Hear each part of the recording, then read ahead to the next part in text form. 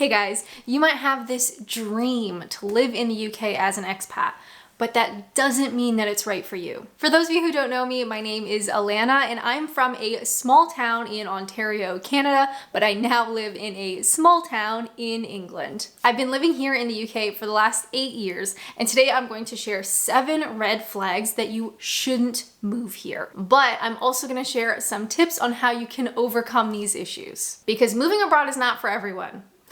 And it shouldn't be taken lightly. Perhaps the biggest red flag you could possibly have for moving to the UK is you are trying to escape your problems. I see a lot of expats who think, if I could just move abroad, like all my problems would be solved.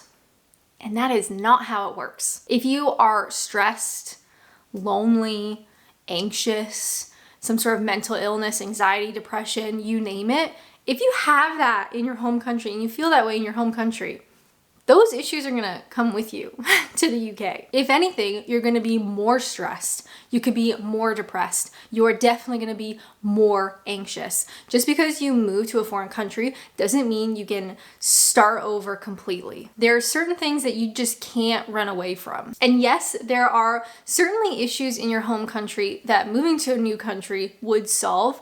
But from the people that I speak to, a lot of it's like, yeah, I'm anxious, I'm depressed, I'm lonely.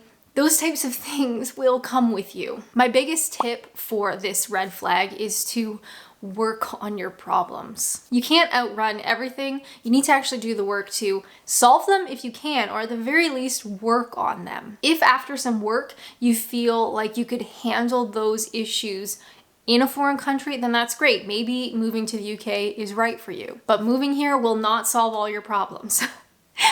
Oh my God, no. If anything, it'll just make them worse and you'll get some new ones too. A big red flag that you should not move to the UK is because it looks cool online. I have seen this so many times and it drives me crazy. I think we all know that social media is a big problem when it comes to portraying things in a way that isn't real. We know that people Photoshop and we know that people use filters and we know that, especially now with AI, it's so easy to distort our posts online. But I think less of us are aware that people are portraying experiences and life events in a way that is misleading. People want to show the best parts of their life online.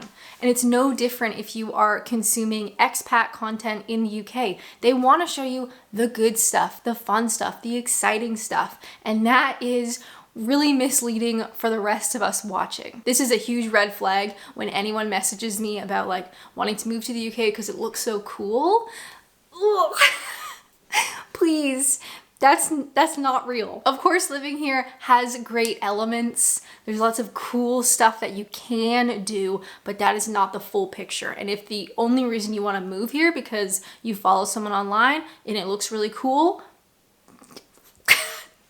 you're gonna be really surprised. My biggest tip to avoid this red flag or to change your thinking around this element is to follow creators online that will show the good stuff and the bad stuff. I have another YouTube channel called Adventures in Naps. That was the whole reason I started that channel, was I wanted to document my life here as a foreigner, but the good stuff and the bad stuff. Because being an expat, being a foreigner in the UK has both things. If you're watching people online and they say their life in the UK is perfect, look how great my life is. Everything's fabulous. My life is fabulous. Everything is great. They're lying to you. That's not real. Being an expat is extremely difficult, and there's a lot of good and bad things. So if that is someone you are watching and they say it is perfect, find somebody else. Another red flag for moving to the UK is you are afraid to get out of your comfort zone. So much of living abroad in any country forces you to get out of your comfort zone. Are you willing to do that? A big part of living abroad, especially at the beginning, is doing things alone. Can you go to the grocery store and buy groceries alone? Can you go to a cafe for lunch alone? Can you go to the cinema alone? Or tour a local historical area? Go to a castle alone? Are you willing to do those things? Because there won't be anybody here to hold your hand. You need to make your peace with living outside of your comfort zone. Otherwise, moving to the UK will be a complete waste. My biggest tip for this, if this is something that you really struggle with, you struggle getting out of your comfort zone, you struggle doing things alone, practice. Go to an event in your home country alone. Go to the movie theater alone. Go out to dinner alone. Try things out of your comfort zone while you're at home and you're still like relatively protected. You still have things around you that you understand, but you can practice in an environment that feels quite familiar. Because the more you can do things outside of your comfort zone at home, the less scary it becomes. It just becomes kind of normal. So when you move to the UK and you are forced to do things outside of your comfort zone, you're forced to do things often alone, it won't seem that big of a deal. Our fourth red flag is you think quite simply, my life would just be better if I moved to the UK. How? I think people romanticize the idea of moving abroad. I get it. I was one of you at one point, and it's just not like that. So if you have this romantic idea of moving abroad, that my life would just be better, respectfully, I disagree. As an expat in the UK, it is harder for you to get a job, period. You will have 0 friends and you will have to start from scratch. You will have no family. So with that comes things like celebrating holidays alone. Have you ever celebrated Christmas alone in a foreign country? It's tough. You also will have to spend 10 times the amount just to have the opportunity to live here. Visas are not cheap. You have to pay an NHS surcharge, which is only getting more and more expensive. You have to just spend, in general, so much more money just to be allowed to be here. So how would your life be better? If this whole my life would just be better is your main reason why you want to move to the UK, respectfully, I would say my hot tip is just sit down and actually think it through. Your life could be better in the UK, certainly. But have you actually thought through why you think that way? If it's just this vague assurance that you just have in your mind, like, oh yeah, my life will just be better. Sit down, think it through, write a list, pros and cons if you need to, and actually think through why you think this way, because it could be quite a culture shock if you move here thinking my life will just be better. Surprise, it's not. Another big red flag is you are unwilling to change. A large part of being an expat is the ability to adapt, to change to your new environment. And some people are just unwilling to do so. If you are unwilling to go with the flow, to change your habits or the word choices that you use, living here is going to just be a battle. Constantly. It'll always feel uncomfortable and it'll never feel like home. I know some people who have the mentality of like, I know best. And if that is you, moving to a foreign country, moving to the UK will be a waste. So much of this experience is about trying new things and about experiencing new things. And if you are just unwilling to do that, unwilling to change and adapt, then don't bother coming here. I'm not the person I was when I first moved here 8 years ago. That's kind of scary, but it's also a big part of the process. I have adapted to the British way of life.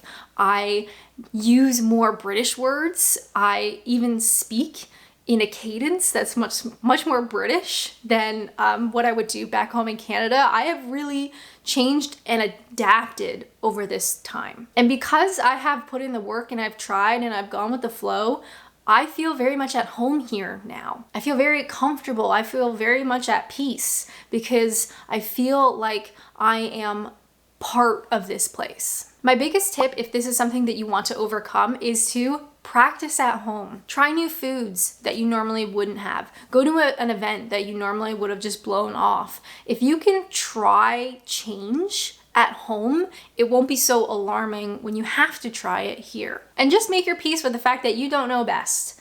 And there are billions of people who live life differently, and no one person is right or wrong. It's just different. And actually, that's really exciting. Another big red flag for moving to the UK is you are not financially literate. The cost of living in the UK is really high, especially in big cities like London. I know a lot of expats gravitate towards London. You could be living very close to the edge. Do you know how to balance a budget? Are you good with your own finances? Because quite simply, when it comes to expats here in the UK, there is no financial safety net. If you cannot take care of your money yourself and budget your money appropriately, there's no one here to help you. If something does go wrong, and it does, maybe you lose your job, maybe you're living with a partner and that relationship breaks down, you can't simply just move in with your parents. You will have no one here. The government is not going to help you financially. It is all on you. So my biggest tip for anyone who is not financially literate is to start like right now. Even if you are living at home with your parents, start a budget right now. Practice balancing your budget, practice allocating your funds, because that is a huge thing that you need to do here as an expat. And if you are not familiar, or you're not comfortable, or you're not good at it, that's just simply not good enough. It's not a good enough excuse. You need to be good at it. So start now and start practicing. Number 7, a big red flag is you cannot function on your own. Now, moving abroad, moving to the UK is a challenge. And it's really a challenge that you have to do on your own. Being away from family and friends is very scary, it's isolating, it's lonely. It is part of the experience. And if you are a person that has to do things with your family, has to do things with maybe your childhood friends or your friends you went to uni with or whatever, you have to have that tight support system. When you move to the UK, you do it alone. And some people are just not capable. My biggest tip for this is, like the previous points of getting out of your comfort zone and trying change, the more you can practice doing things on your own, practice doing different things or weird things or things you've never done before or never would have normally done, it becomes more and more normal. So doing things alone is such a big one. I know so many people who would refuse to do stuff by themselves. They won't go to the cinema alone. They won't go to an event alone.